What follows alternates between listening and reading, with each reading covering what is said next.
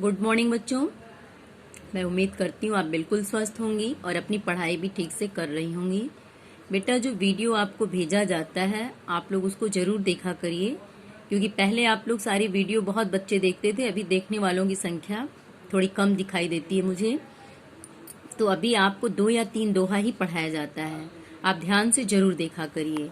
तो हम लोग कबीर का साखी पढ़ रहे थे, साखी से हम लोग ये 15वां दोहा पढ़ना था आज मुझे।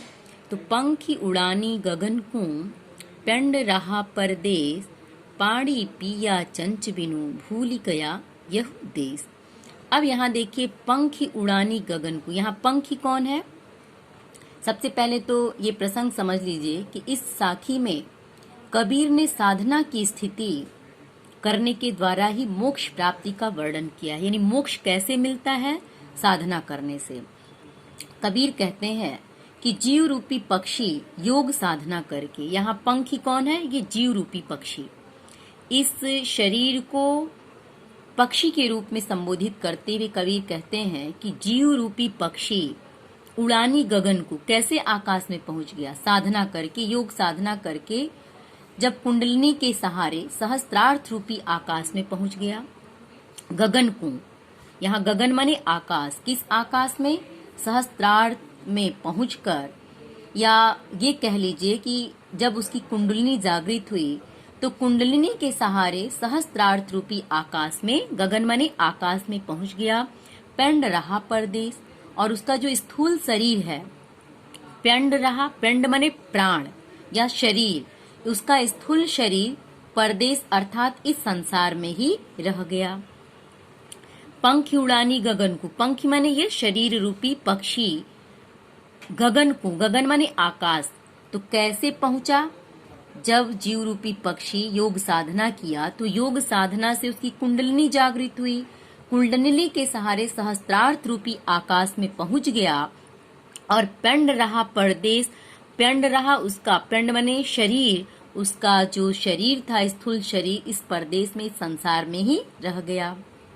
अर्थात ये कह सकते हैं सहस्त्रार्थ में पहुंचकर उस जीव रूपी पक्षी ने क्या किया? पानी पिया चंच बिनु। जब सहस्त्रार्थ में जब पहुंच गया तो पहुंचकर जो जीव रूपी पक्षी है, पानी पिया चंच बिनु, चंच माने चोंच, पानी माने पानी। तो ये जीव रूपी पक्षी ने चोंच अर्थात इंद्रियों के बिना, चंच माने चोंच, तो चोंच किसका प्रतीक है? इंद्रियों का। तो ये जीव रूपी पक्षी ने चोंच अर्थात इंद्रियों के बिना ही क्या पिया? पानी पिया। पानी मतलब अमृत सरोवर का जल पिया। पानी पीना मतलब अमृत सरोवर का जल पिया। किसके बिना? चंच बिनु, मतलब इंद्रियों के बिना। इंद्रियों के बिना ही सरोवर रूपी माने अमृत सरोवर का जल पी लिया।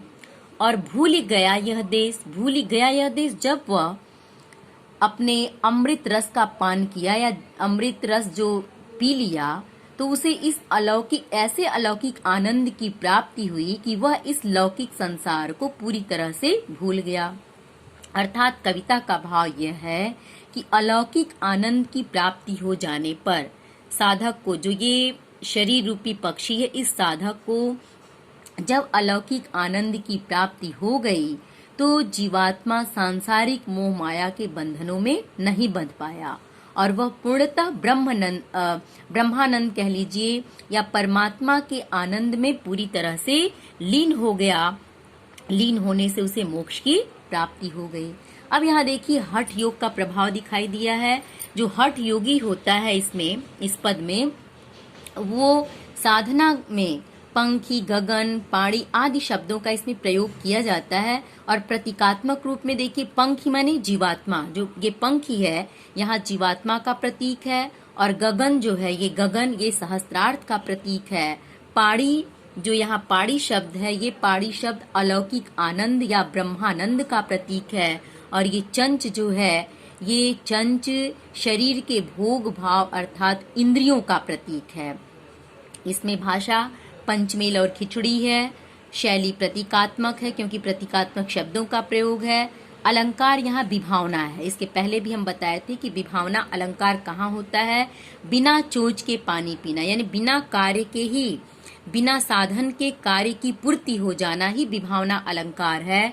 तो यहाँ बिना चोंच के पानी पीना दिखाया जा रहा है, इसलिए यहाँ विभावना अलंकार रूपक अलंकार की भी छटा है और विरोधाभास भी है।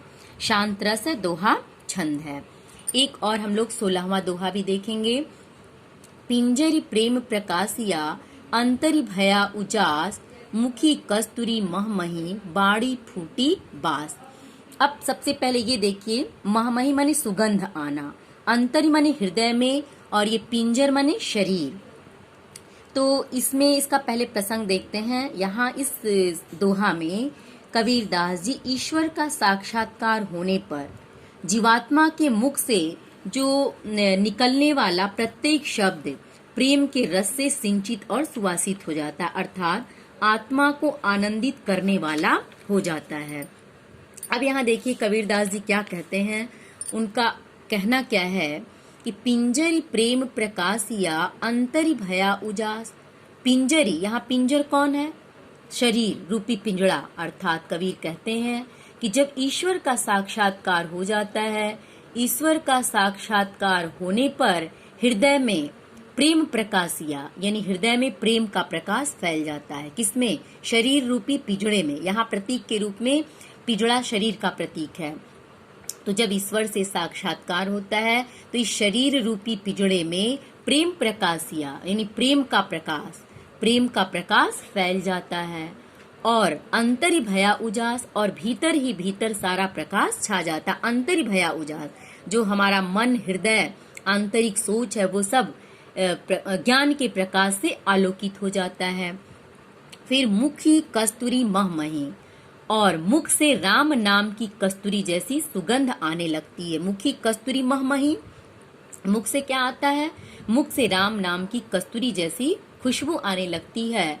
और बाड़ी फूटी बास, और वाड़ी से प्रभु प्रेम की सुगंध फूट निकलती है, फूट पड़ती है। अर्थात कहने का मतलब ये है कि जब साधक को ज्ञान के प्रकाश की प्राप्ति हो जाती, प्रेम प्रकाश अर्थात ज्ञान के प्रकाश की प्राप्ति हो जाती है, तो अंतरि भया उजास, उनका अंतर मन ज्ञान के प्रकाश से आलोकित हो उठता है। अर्थात उनके मन और शरीर में विराजमान जो अज्ञानता, कुवृत्तियां, कुविचार, कुसंस्कार होते हैं, वो सारे कुछ नष्ट हो जाते हैं। मुखी कस्तूरी महमही, और उसके मुख में या उसके भीतर ही भीतर ज्ञान के प्रकाश के छा जाने से मुख से राम नाम की कस्तूरी जैसी खुशबू आने लगती, सुगंध आने लगती है। और बाड़ी फूटी बास, और जब ऐसा साधक अपने मुख से कोई भी बाड़ी प्रकट करता है, कुछ भी बोलता है, तो ऐसा लगता है जैसे खुशबू युक्त प्रेम से भरा हुआ कोई भी शब्द उसके मुख से निकलता। अर्थात साधक जब साधना के द्वारा ईश्वर के सानिध्य को प्राप्त कर लेता है, तो उसके मन और हृदय से कटु वचन कभी भी नहीं निकलते। अब इसमें देखिए, यही कहा गया है कि परमात्मा से साक्षात्कार होते ही जीवात्मा परम पवित्र, निर्मल और विलक्षण हो जाती है। यहाँ पर सुगंध का प्रयोग एक तरह से लाक्षणिक है, सधुक्कड़ी भाषा है, प्रतीकात्मक शैली है। यहाँ रूपक और अनुप्रास अलंकार, शांत रस है आपका, और दोहा छंद है। तो मैं एक दोहा सोचती हूँ और भी आपको पढ़ा दूं। 17वां दोहा भी हम लोग देख लेते हैं। नैना अंतरि आओ तू, जेहू नैन झपेऊ, नाहो देखो और को, ना तुझ देखन देव। अब इस पंक्ति में कबीर आत्मा का परमात्मा के प्रति अनन्य प्रेम दिखाते हैं। किसका? यहाँ आत्मा का परमात्मा से प्रेम दिखाया गया है। नैना अंतरि आओ तू, कबीर कहते हैं कि हे परमात्मा, परमात्मा को प्रिय के रूप में माने हैं, अपने उसकी प्रिया के रूप में। तो हे परमात्मा, ज्यों ही मैं अपने नैन को बंद करूं, नैना अंतर आओ तू, ज्यों नैन झपेऊ, झपेऊ माने बंद करना, जैसे ही मैं अपने नेत्र को बंद करता हूं, वैसे ही नैना अंतरी आओ तू, तू मेरे नेत्रों में आकर समा जा, शीघ्रता से आकर बैठ जा।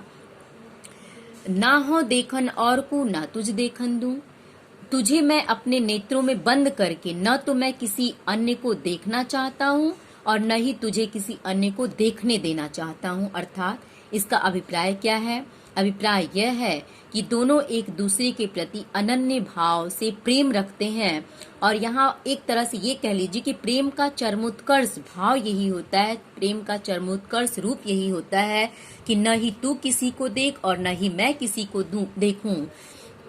तो यहाँ जीवात्मा परमात्मा के असीम प्रेम में डूबने की बात कहा है, अर्थात प्रेम की अनन्यता का स्वाभाविक एवं मर्म स्पर्शी चित्रण इसमें कबीर ने दिखाया है।